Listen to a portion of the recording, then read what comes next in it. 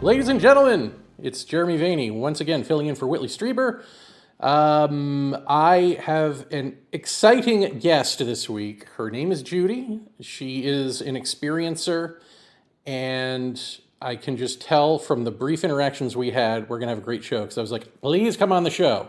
And she said yes, which is like, when does that ever happen? So, Judy, thank you for doing this. I can't wait to get into all of this craziness with you, high strangeness life of yours. But first of all, just thanks for doing this. I appreciate it. Oh, you're welcome, Jeremy. I'm happy to do it. It's going to be fun. Thank you for asking. So the reason that you intrigue me is that you're another case of what seems to me like, on paper, what you have described so far as your experiences seem one way, but your takeaway from them goes another, and it seems incongruous, but maybe it isn't. So first, why don't we get into your experiences? What are they? What would you consider them to be, and when did they start?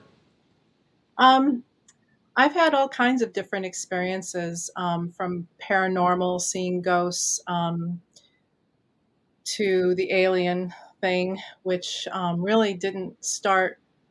Really, I wasn't really aware of it starting until 1995 when my husband and I were visiting Maui.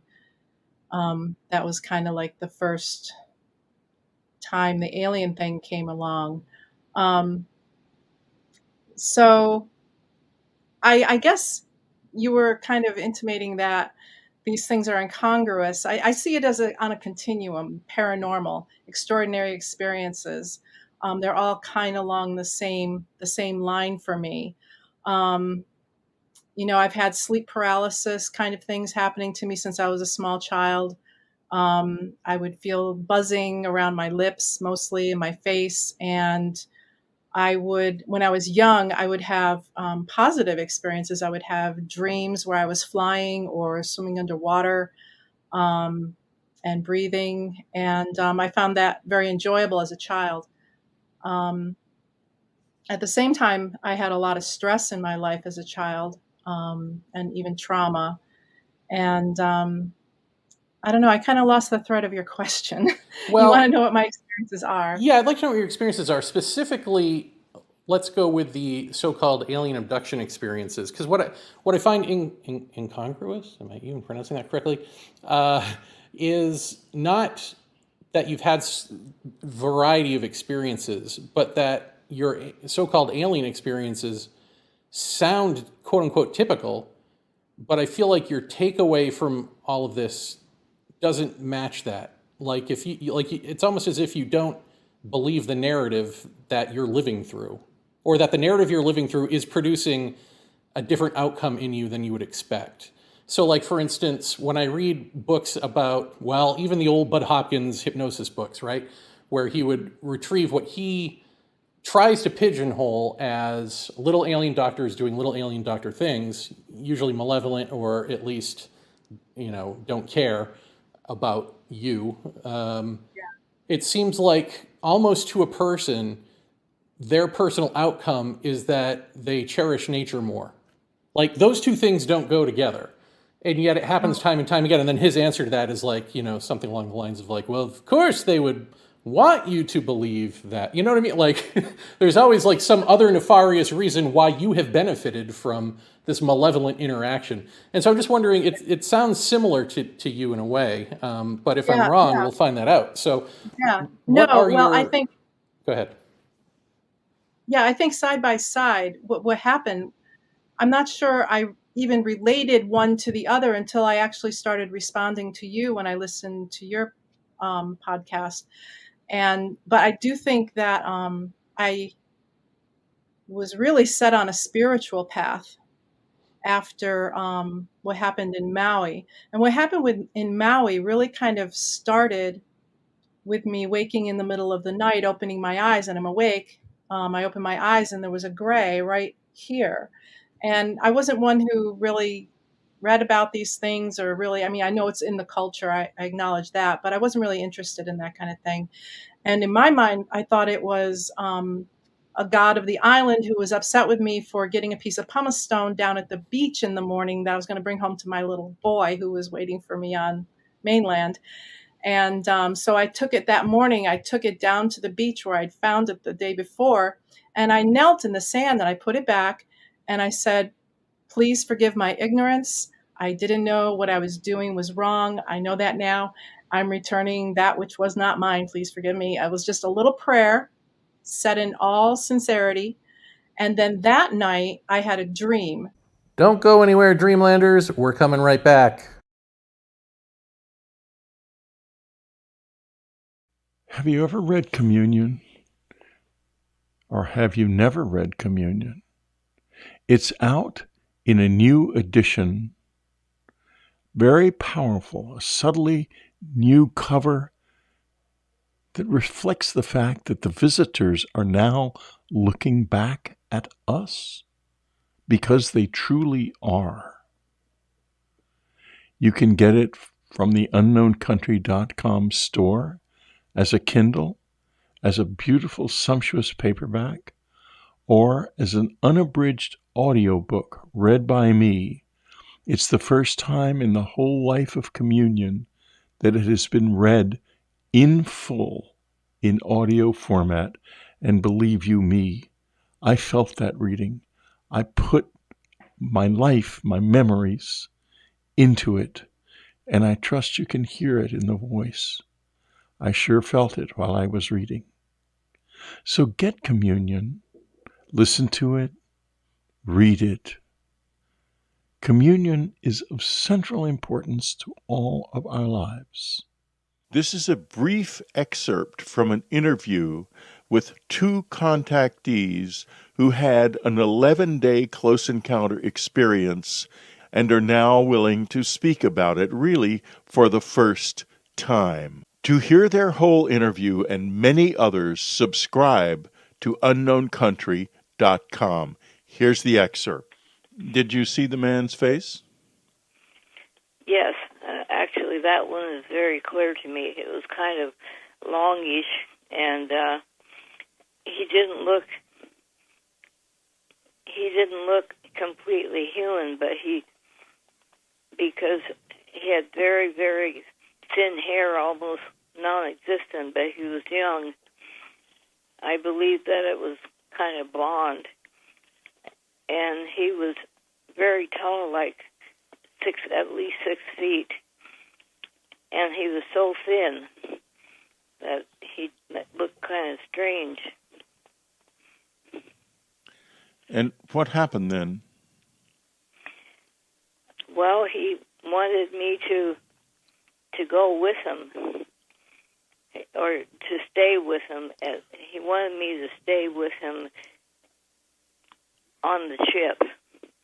And I'd been married for 6 months, and I wasn't about to go running off to stay on the ship. Now, surely you want more. You must want more. And there is more. Not only this contactee interview, but many others, many of them just as extraordinary, on unknowncountry.com, plus everything else that we offer, my audiobooks, the meditations, the talks on the key, William Henry's wonderful Revelation show and its entire run, Anne Strieber's brilliant and magical mysterious powers, and so much more. Hours and hours of listening pleasure. Learn from the meditations on the site. Really learn, because they're real and they're valuable. Subscribe to unknowncountry.com right now. Go to unknowncountry.com. Click on the subscribe tab. We are running very low on new subscribers now, and that should not be. It should not be happening. So you do it. You go there and you do it today. And it's a dream that does not fade with time. So it's a different kind of a dream than a normal dream. And I was at Tall Falls, and it was a place that we actually went to a couple days later on our trip. And it's in Hana. And it's the falls that you walk up through the bamboo forest to get to, and there's 7 pools. And in my dream, I'm at this place, this falls with these pools of water coming down. And there's this ethereal music and this humming in the air, and it's kind of like vibrating like a symphony, like a string instrument, and you can feel it in your sternum, and you can hear it, and you really feel it mostly. And there's this line of people that are going up along the cliff to the right, and I'm looking up this line of people, and at the top of the line, at the end of the line, there's 3 or 4 tall white beings, and they seem to be addressing each person that comes up. But I'm sort of like not in a normal state, right? This is a dream. But it's more than a dream, because I still, 24 years later or more, I still remember the details of the dream. And so I stand in line, and I get up to the beings. And when I get up to them, they have overly large human-like eyes. They're very tall. They're very white, like glowing white. And I just gaze into their eyes. And I don't know. I mean, it was really a feeling of love.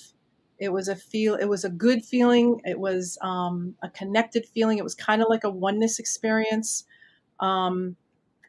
Not really sure how to explain it, but the dream just sort of ended there. But I've remembered it all these years. So when we got back home, I had another experience. I think I wrote this to you. I had an experience where I woke up in the middle of the night, and I look at my doorway, and there's this blue light out in the hall. And I'm thinking, what is this blue light? Where's it coming from? Is it a car passing by, but it's very blue? And I'm trying to figure out what this blue light is.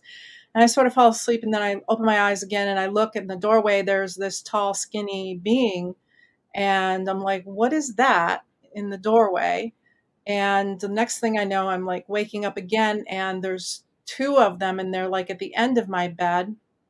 And then a third time I open my eyes, and it's right next to me on my left. I'm right next to my bed, and it's extending its arm toward me, and it's this segmented finger, and it's coming toward my face. And now I'm realizing that I'm paralyzed. I can't move. I can't say anything. My husband's right there. I can't even reach out and wake him up. And something is pressed into my nose, and my head is pressed back into the pillow, and it hurts, but I can't do anything to stop it. And that's where that memory ends. And in the morning when I wake up, my eye is watering, my nose is draining for 3 days. And I tell my husband, I think a spider crawled into my nose when I was sleeping, because look at this. And it's it hurts, and it's all puffy and red and draining. And he's like, oh, your body will take care of it. He's getting ready to go to work, and off he goes. And I'm kind of left wondering, what that was. And during the day, I didn't have to go to work that day. And during the day, I remembered in pieces, first a spider, but no, it wasn't a spider. It was an arm. It was a segmented arm. It was, and then I started backwards, getting the memories coming back. And I'm like, holy crap, what was that? So fast forward a year or 2, and I've got TMJ issues, and I'm getting some films of that area, which happened to be sinus films. I was an X-ray tech. And I told his partner, because I'm in the viewing room with them when we get the films done, and things were still done on films back then. They're not digital. They weren't digital yet. And I'm like, to his partner, I'm like, it's right here. It's right here. And he puts up the film, and we're like, yeah, there it is. There's a little grain of rice right there in your right maxillary sinus. And I'm like, oh my gosh, is this real? So that's kind of when you the say first couple grain of experiences. rice, was it an actual grain of rice? Did you have it examined? I did not have it examined. No, it was something that my body had walled off. It had been there for a year or 2. Let me see. We moved from Syracuse in 97, 95. So it was a year and a half. It was a year and a half. It had been there. So my body had taken care of it. It had walled it off. And I also had a scoop mark, which I didn't even know about until I read something about that years later. I'm like, oh, I do. And it was on the same side as the thing. I mean, no, I didn't have it taken out. I did try to get the films just last year. I got interested in trying to figure out what has happened to me, and I called the hospital and they said no records from that far back. Everything's digital now; they're gone. So I've kind of half wondered if I could get films again and see if it's still there. Hmm. It's something I could pursue perhaps if I said, if I said I had something going on, like with my sinuses. I don't know. I don't know. I think about things and I don't do them sometimes. So, Join the club. um, you know, because how far down the rabbit hole do we want to go, Jeremy? Dreamlanders, stick around. We'll be back after this. I'd like to tell you a wonderful story. It's a story about my wife, Anne. She passed on in 2015.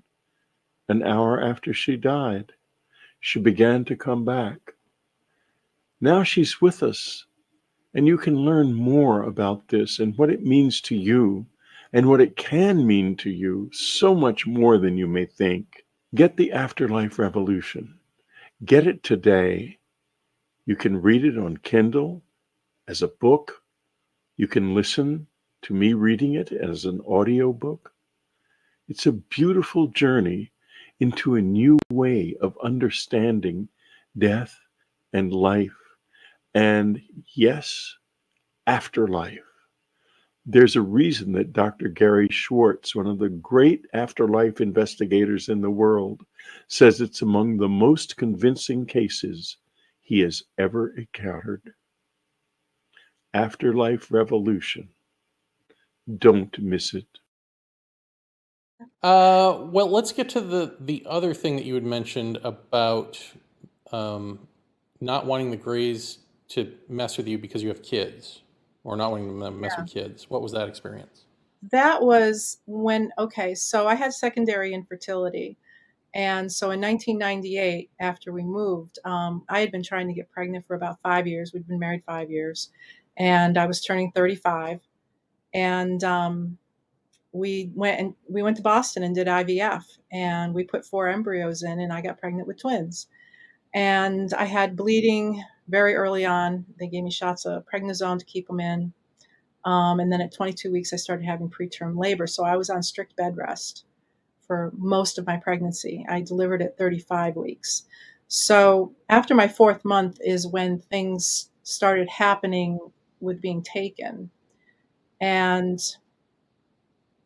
what was happening at first was I would see a blue light in the room and I'd be like, that's really weird. Now, I'm not connecting any of this to what happened, with Hawaii or in Syracuse. Not connecting any of it with what's happening there, and consciously. And what's happening is I see this blue light come into the room, and I'm like, that's really weird. I'm like half awake, half asleep, and I'm like, oh, it must be the light from the VCR. VCR has a red light, has a green light, doesn't have blue light. I don't know, but that's what my mind told me. But one night, and this was the one that I remember the best, and it started when I was awake. It didn't start when I was asleep. I woke up to use the bathroom in the middle of the night, and I walked by the window next to my bed, and I saw that there was a light outside. And I said, oh, it must be morning already. And if you've ever been pregnant with twins, Jeremy, you'll know you don't sleep well. Keep So, that in mind. I was awake a lot, up and down, and I didn't know what time it was. So I went into the bathroom, and I'm looking out the window there, and I'm like, oh, the sky is dark above the tree line. That's really weird. So I'm walking back to the bedroom, back to my bed, and I'm standing in my window next to the bed. I'm looking into my backyard, and I see the locust tree. There was a tall locust tree behind our sunroom in our backyard, and it's kind of like over there. And I'm looking at it, and the trunk of the tree is lit up with a bright white, bluish white light. And I follow it, and I look up into the canopy of the tree, and there's swirling like this, and it's yellow, and it's orange, it's green, and it's blue, and it's white, and it's just swirling colors. And I'm just standing there thinking, what is this? what is this? And I'm not thinking spaceship. I'm not thinking aliens, nothing. I'm not thinking anything like that. May sound unbelievable, but I wasn't. And then I start feeling the buzzing in my lips and my face and my body. And the next thing I know, I'm kind of like shifting consciousness. I'm no longer standing in my bedroom. And the next thing I know, I am going up this column of light. Click. It's like a click and a click and a click. So click, I'm not in my bedroom. I'm in this column of light. Click again. I'm walking in this curved silver hallway and I know there's like two beings on either side of me on my shoulders, like right here, but I don't turn and look at them because I don't think I'm supposed to look at them. I don't know why I think that, but I don't. And I'm kind of like, my eyes are kind of like, we're walking along this hallway and I'm kind of like looking to my right because there's nothing on my left. It's all just silver. And on my right, we're passing these open doorways and it's dark. They're dark rooms. And I kind of glance into one or two of them and I can see that there's like a countertop along one wall and there's like a blue light that's like glowing along the floor. And there's like a couple silver tables in there. And then we end up in this room that's huge. We walk into this room and it's really bright. It's like white, bright walls even. I don't remember it being silver. I remember it being white. And again, there's this long line of people standing there. And there's like silver shelving with what I think are book bags sitting on the shelves. And I'm thinking to myself, I shouldn't be here. I'm on bed rest. I should not be standing here. I need to get back to bed. So I'm feeling really agitated. And I look around. I'm trying to see what's in the room. And I look around these shelves that are in front of me and the line of people's on the right of them. I'm looking around like this. And I see that there's 4 tall white beings standing at the end of the line. And I'm like, okay, those are the people in charge. I need to go talk to them. And so I get out of line and I walk up to them and I'm standing in front of this one and I'm thinking to myself, she looks just like Marie Osmond. She's got these big, brown eyes, whatever. I don't know if they're brown, but big eyes, I don't know, moon face, pale. And I just start screaming at her. And I think I'm screaming in my head. Maybe I was screaming in my throat. I don't know. And she says, back of the line, Karen. Yes, exactly. Yeah. Karen. Absolutely. I was being a Karen. Like when you're a mama bear, you're like, get me out of here. I can't be here. So I'm telling her, I'm like, these are my babies. We put them in there. You can't keep doing this. This is stressing me out. You have to stop doing this to me. This is too much. So wait, let me stop you there. When you say you can't keep doing this to me, in wherever you are you in a state of mind where you know that this has been going on for a while that you don't normally know? Yes. Yeah, that's a good point. Yes. There's a couple things in there that I say to her that I'm not consciously aware of. One is, why am I telling her that these are our babies, not your babies? Because I had no idea that was even a thing. Hybrid program, I wasn't thinking about that. I don't think I'd read about it. I mean, I don't know what I've read. I read a lot, and I did read communion. And things are just in the culture, whether you know that you're picking it up or not, you probably are. But for some reason, I was telling her that. And I had been aware that I had been really stressed out and that they had been taking me for several weeks and that I had to stop right now because I can't take it anymore. And that's where the memory ends. Oh, you don't remember the response? No, I just remember the memory ends staring into her eyes, pleading with her to understand and to let me go home. Do you remember when you were walking down the hall with the beings, did they walk normally? Did they walk like people? I just had more of an awareness that they were there. I did not look at them. And I was walking slowly but normally. But no, I don't remember any sense of how they were walking. I knew they were there. And did you say how this began? Was this a dream or did you actually walk out of your house? No, I was awake standing at my bedroom window when it started. Okay. So outside your bedroom window, Was is the that street. something anyone else can see? Like, is it a neighborhood? What's out Yeah. there? Yeah, we were in a neighborhood. There was a Catholic church behind us. There were houses all around us. We were in a small neighborhood in upstate New York. Yeah. Okay. And would you say that, I mean, have you had experiences like with altered states of mind in your life on purpose? Either um, drugs or hypnosis or I don't know, even daydreaming, I suppose, counts in some way. well, I Like never where had, it, yeah, go yeah, ahead. I never had hypnosis until a year ago. And I contacted someone because I wanted to see if I could remember anything more. And I really didn't. I'm not really sure. I'm not even telling you any of that because I'm not really sure if it's real or not. What I remember is what's real to me. Um, So when when you're saying things to her that imply more of a relationship than what you consciously recall, I mean, I'm just wondering, can you tell, does your state of mind there feel different than your state of mind right now? absolutely. Foggier or different in any way? Yeah, it is different. It was different. Trying to get words to describe. It's almost like a hyper focused sort of feeling where I was only seeing like this in front of me. If I wanted like to look at those shelves that were in front of me, I really had to like look at them and concentrate. It's not like normal reality, like I'm just sitting here looking and I can look at a point in front of me and I can tell you some of the things that I'm seeing over here, in my peripheral vision. It's not quite like that. And I feel different there. I felt different there. And when you Um, were in line, a line of people, were those people, I mean, no one you recognized? Again, I wasn't really concentrating on them. Okay. But nobody, I didn't notice anyone. There were men and women, and they Were were they dressed all, like are they from around the world or are they Americans, do you think?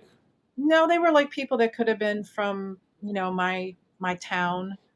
Okay. Um, I don't remember anyone standing out as very different. I don't remember any children in that line. They were all adults that I remember, but there were men and women. Um, So, how does, because you'd mentioned sleep paralysis before, yeah. how does this state of mind versus sleep paralysis versus normal? Like, what can you tell the difference between Yeah, those three things or articulate it? I think so. Okay, so when I have had experiences of sleep paralysis, my mind feels sharp. I feel totally awake and conscious, but I'm unable to access my body. I can't. I can't move my body. I can't open my eyes. What I used to do, because things would happen after. Okay, so when I was 21, I had one particular experience where my house had just been broken into the night before, and the police had just left that the next day when I made the report. And I went upstairs and laid down on my bed. And as I'm just resting, all of a sudden, I just close my eyes, and all of a sudden, I feel like I'm being pulled out of my body from my chest, and I'm going into like I see stars rushing past me. Like I'm in blackness, I'm out in the universe, and I panic and I get really like I focus my mind and I'm like, no, no, no. And I feel the acceleration slow. And I'm like, okay, I'm going to be okay. But I feel like I'm out of my body. And that started with a paralysis situation. And I tried to shake my head side to side. That was one of the tricks I would try to do to get out of that state, that paralysis state. And sometimes it would work and sometimes it wouldn't. And I would just pass out and I don't know what would happen. Or I'd be taken. And when I was taken, I had to focus my mind really hard to get myself to come back to my body. And once I felt myself back on the bed, I leapt out of bed and I didn't go to sleep for hours after that. Hmm. Um, so you said you got hypnosis. Why did you get hypnosis? You said that you've grown up with other types of experiences. So what about this made you nagged at you to find out more? Well, I mean, Like people, it's aliens funny, are, isn't it? Like people have ghost experiences, and even if they don't yeah. remember the entire thing, no one's like, I must get hypnosis to see what that ghost did. Yeah, no, yeah, that's true. That's true. 2:30 in the morning, I woke up once, and my grandfather was sitting in a chair that wasn't there next to my bed, and he passed that night, and that he was him leaving. And I don't have a desire to do that. But the aliens aren't supposed to be real. All right. So if that's what I'm thinking that it was, I got to know more information, because that just does not make sense in the normal real world to me, because I'm a science person.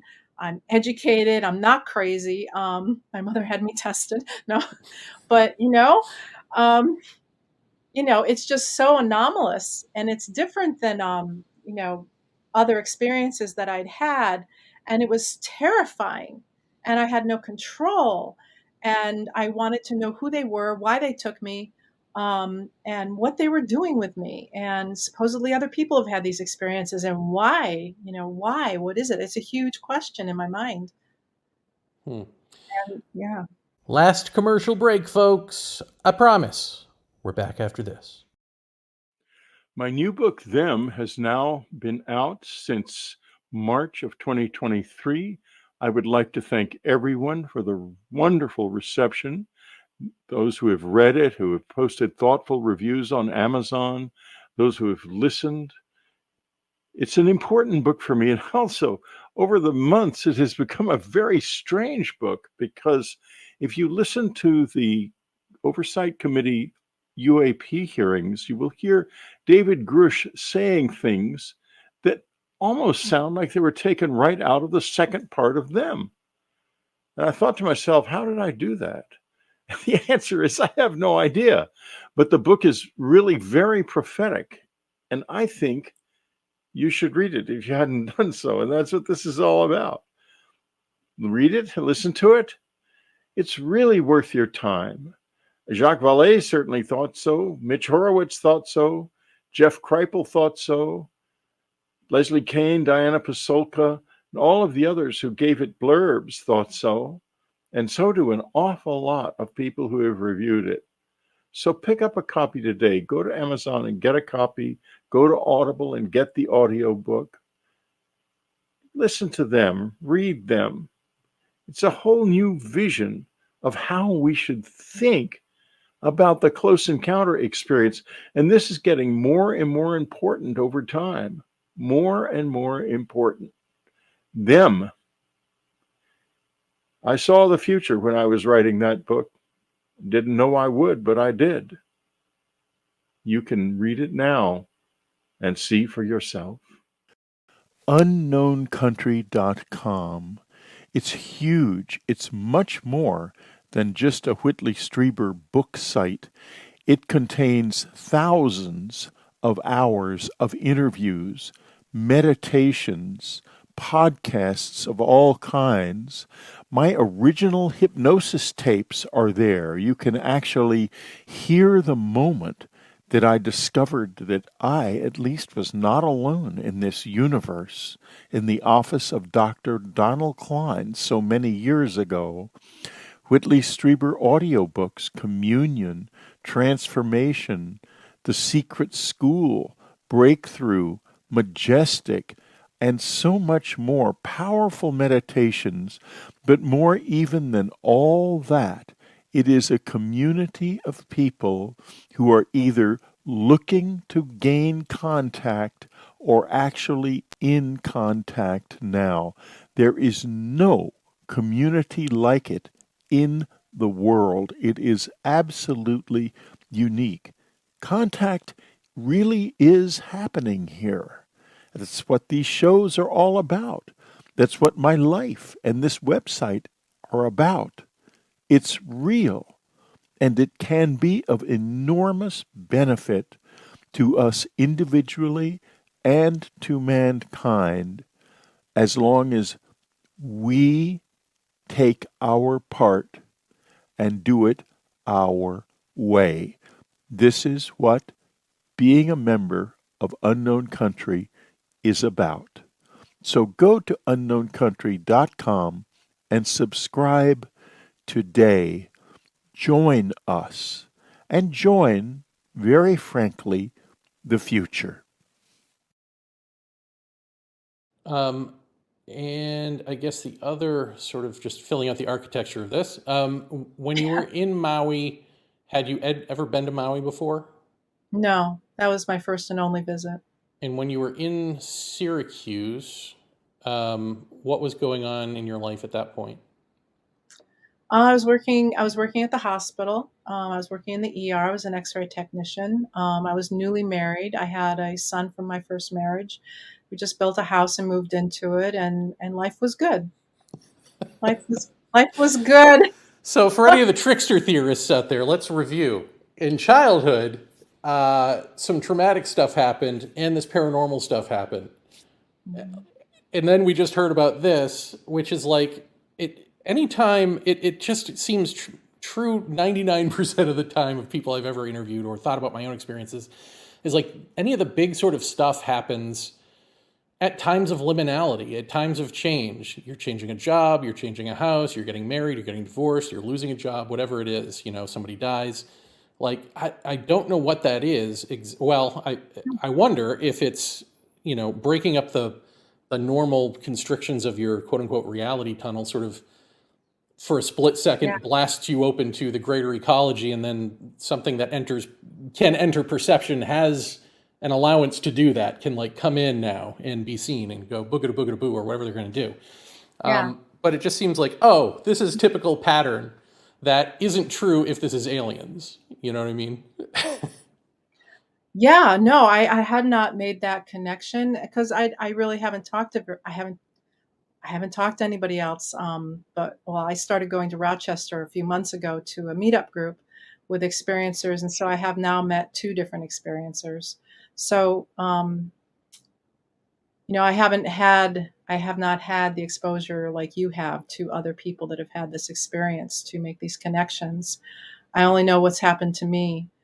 And I have wondered if trauma, especially early childhood trauma, has had an opening effect. There's a quote that I love from Rumi that says, "The wound is the place where the light enters you." And what you were just saying about something breaking us out of our normal patterns, that we kind of get lulled to sleep in, perhaps.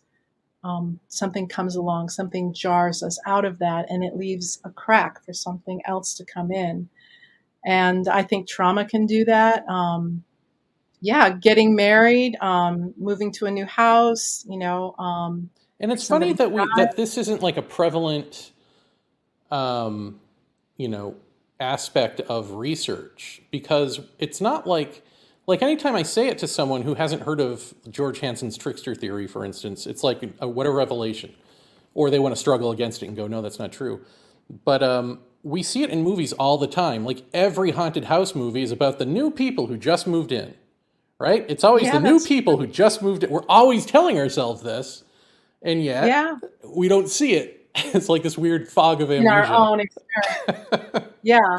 No, that's a really good point, and I want to give that more thought, because I had thought about trauma opening you up, I think and it does. I think trauma, like, if you think about, I think childhood trauma, especially, because in childhood, you're supposed to be protected. You know who the authority figures are, and they're, whoever they are for you, usually the parents, are like your protection. And if there's a point where they can't protect you or they're harming you or whatever it is, right, I think right. like the normal thing that you're supposed to form this shell of like, okay, this is how life works, can't form really, Right.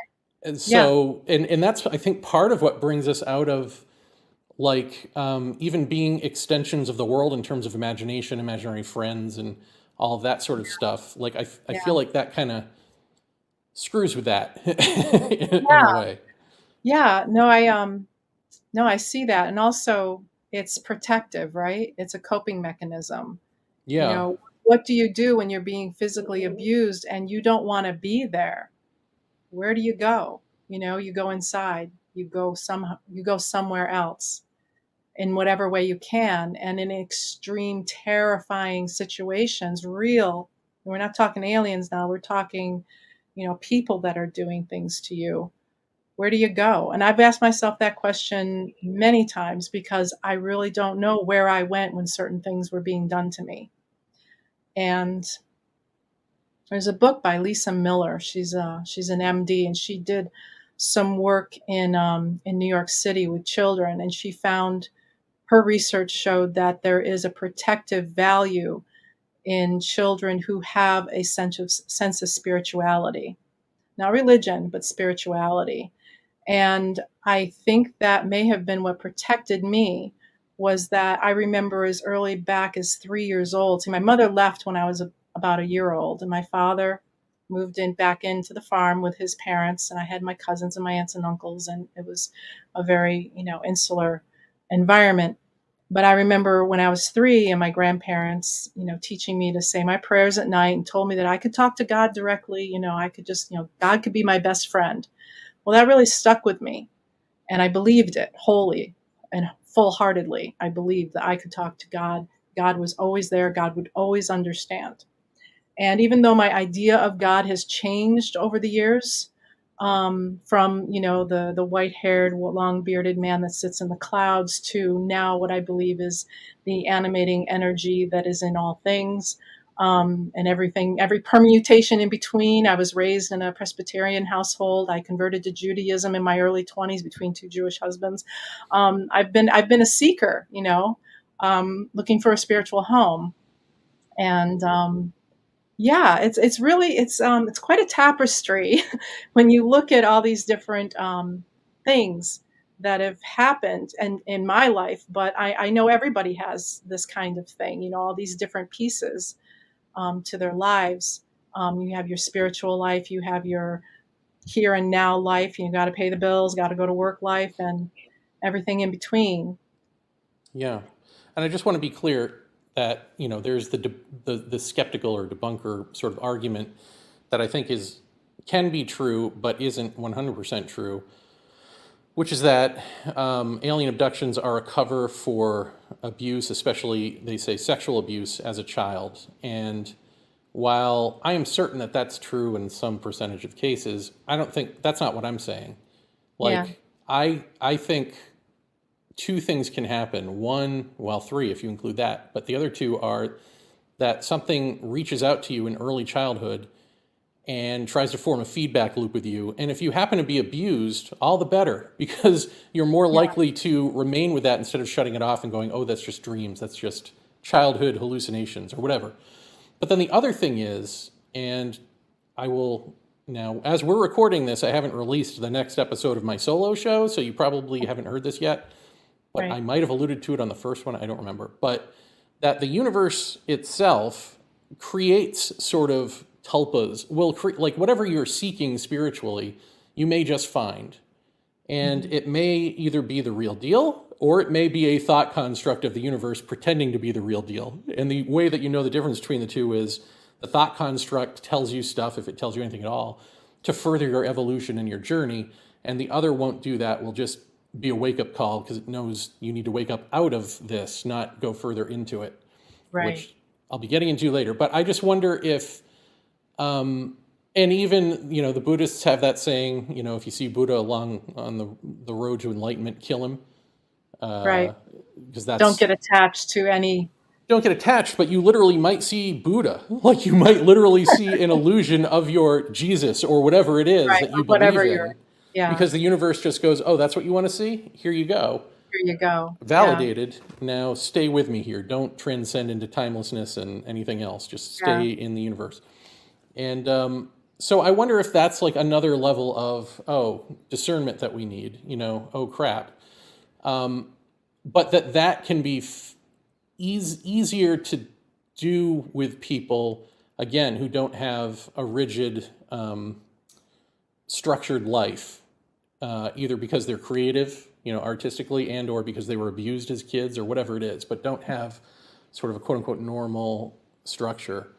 Can these anti-structural moments actually form in you? So I'm saying it's not like you're just imagining like you've gone to a happy place your fantasy world that you escaped to when you were a kid, but that like literally something of that bleeds out into the room. You know what I mean? For certain for certain people, these thought constructs kind of come alive in some limited way and trick you into thinking that they're something else, you know, higher or whatever. I mean, it's all miraculous if it's true in some way, but one is like more authentically true and the other is like a functional illusion or a program or something. Yeah, yeah, I don't yeah. know. I think, yeah. No. This is stretching my mind, which is something that I like to do. But I want I to. Oh, Yeah. go ahead. Go Go ahead. ahead. No, go ahead. No, I was gonna comment further, but I want to hear what else you have to say about Well, that. I did want to ask you about hypnosis. So, do you not want to talk to me about it because it's me and you know how I feel about hypnosis, or because you legit feel like it was not worth talking about? I would talk about it because I wasn't wholly convinced that it wasn't me just making something up, because I wanted to know more so much, so badly, that okay, what she gave you was not a backpack, it was a baby. Okay, I don't know that that's true. I really just don't. And I don't want to believe that. I don't, if you haven't noticed, I'm not a person that really likes to believe in anything in particular. I don't like dogmas. I, not that I don't believe in anything, I guess, but I do like to challenge myself and what I think I believe is true. And it just didn't stick with me as really being true. Whereas my memories of standing next to the window fully awake and then everything that came after, the way that seems true to me, and if the Mm. memory stops where it stops, that's where it stops. And if I try to get something else out of that, maybe there isn't anything else out of that. Maybe I just went unconscious and I was asleep in my bed. Was You the know, hypnotist an abduction specific hypnotist? she deals with a lot of people like that. Yeah. Could you tell Yeah. from the questions if they were leading questions? Um, Like, how does a backpack become a baby? Does she say, no, that's not a backpack, that's a baby? Or, no, she doesn't say it like okay. that. She says, well, what do you think that is? There is emphasis in her voice, and that is leading. Um, I'm not sure a judge would like that in a courtroom. Let's say that.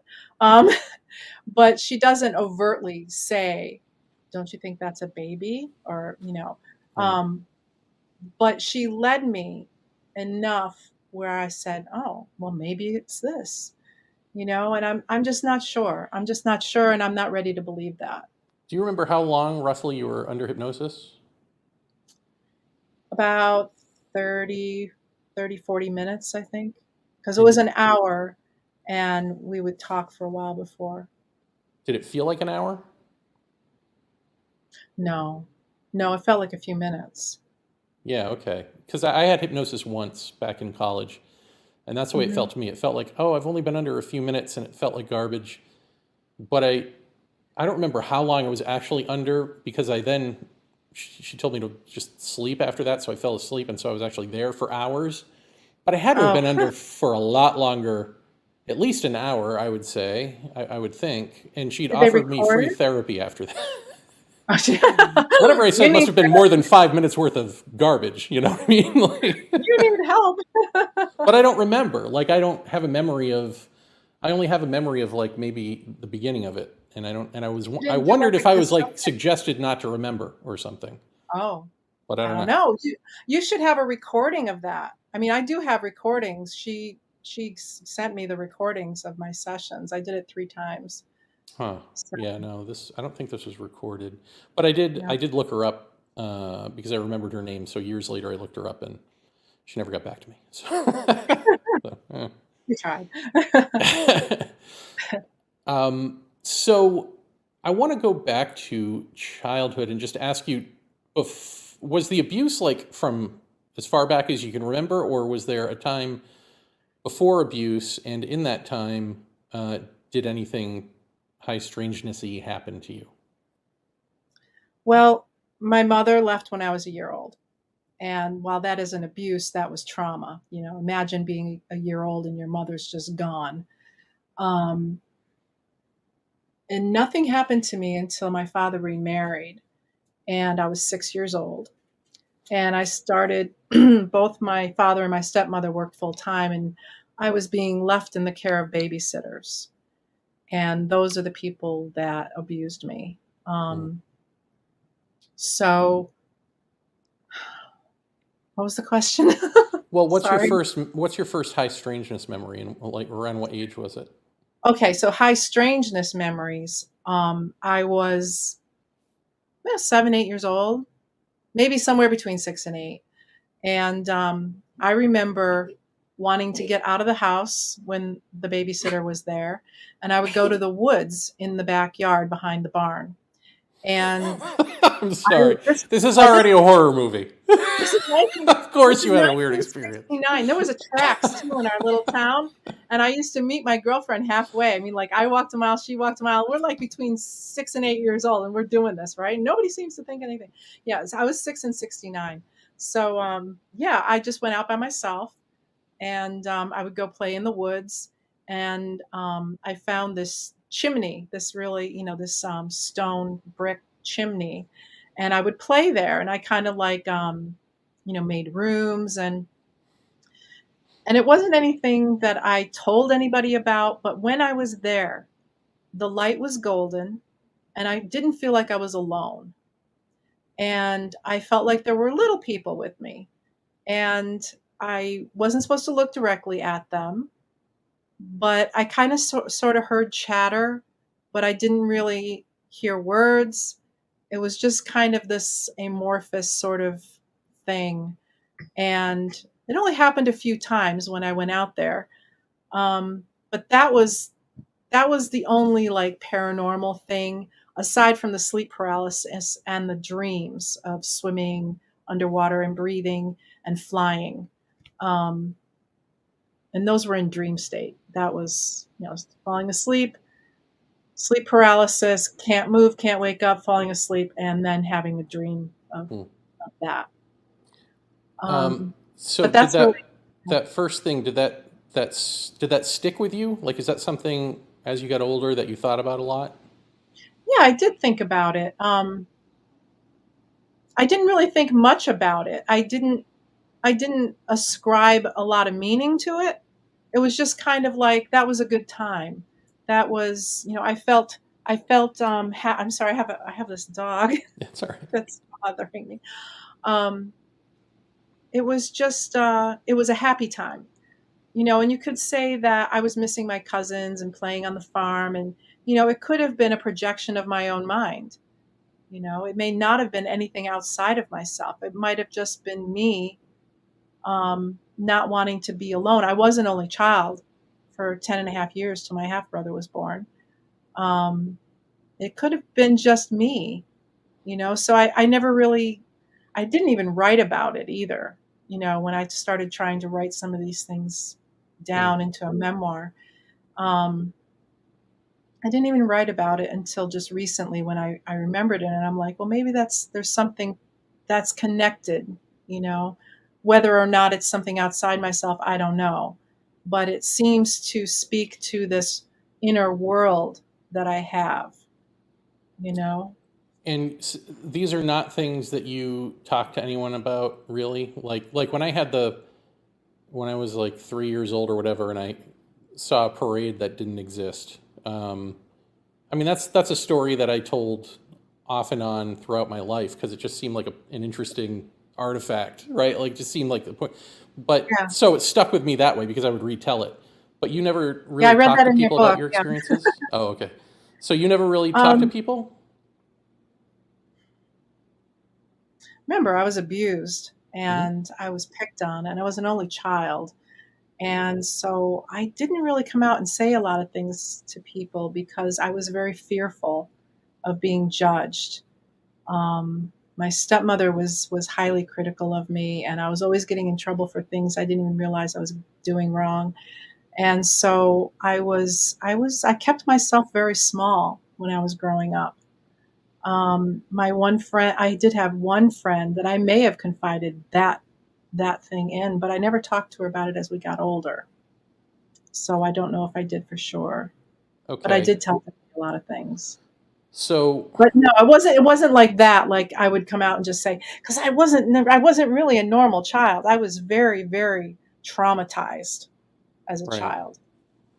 I'm trying to get a sense of how else you would be processing this. So you would keep these things in.